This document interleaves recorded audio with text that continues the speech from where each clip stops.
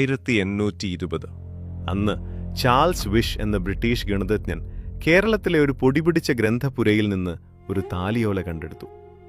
അത് വായിച്ച അയാൾക്ക് സ്വന്തം കണ്ണുകളെ വിശ്വസിക്കാനായില്ല. ലോകം മുഴുവൻ ഐസക് ന്യൂട്ടൻ കണ്ടെത്തിയെന്ന് വിശ്വസിച്ചിരുന്ന കാൽക്കുലസ് എന്ന ആധുനിക ഗണിതത്തിന്റെ ഹൃദയം ആ താലിയോലകളിൽ കൃത്യമായി എഴുതി വച്ചിട്ടുണ്ടായിരുന്നു. അതും ന്യൂട്ടൻ ജനിക്കുന്നതിനും 250 വർഷം മുൻപ്. യൂറോപ്പിന്റെ അഹങ്കാരത്തെ ഒറ്റയടിക്ക് തകർത്ത ആ മലയാളി ആരായിരുന്നു?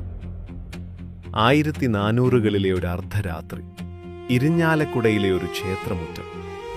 ലോകം മുഴുവൻ ഉറങ്ങുമ്പോൾ സംഗമഗ്രാമ മാധവൻ എന്ന മനുഷ്യൻ മാത്രം ആ കരിങ്കല്ലിലിരുന്ന് ആകാശത്തേക്ക് നോക്കി ഭ്രാന്തമായി കണക്കുകൂട്ടുകയായിരുന്നു.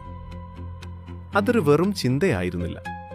വിരലുകളിൽ നിന്ന് ചോര പൊടിയുമ്പോഴും അയാൾ ആ കല്ലിൽ തന്റെ പ്രപഞ്ചം വരച്ചിട്ടു.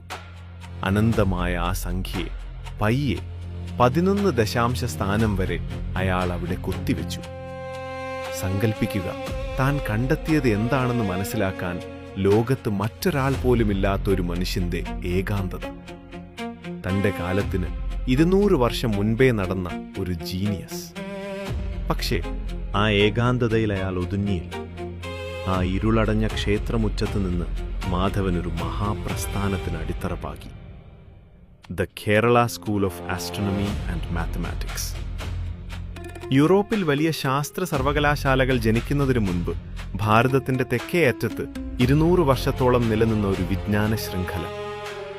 ജ്യേഷ്ഠദേവനും നീലകണ്ഠ സോമയാജിയും ഉൾപ്പെടെയുള്ള 100 കണക്കിന് ശിഷ്യന്മാർ വായ്മൊഴിയായും താലിയോലകളിലൂടെയും അവർ ആ അറിവിനെ ഒരു നിധി പോലെ തലമുറകളിലേക്ക് കൈമാറി.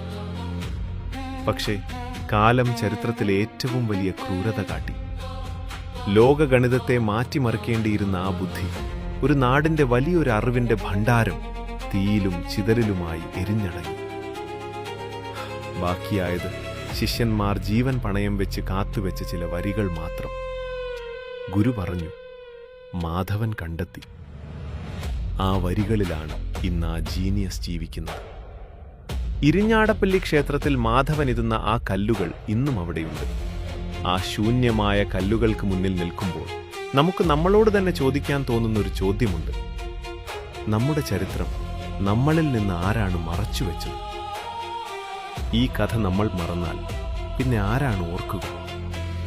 ഷെയർ ചെയ്യൂ. ഇത് വെറുമൊരു വീഡിയോ അല്ല, നമ്മൾ മറന്നുപോയ ഒരു മലയാളിയോടുള്ള കടപ്പാടാണ്.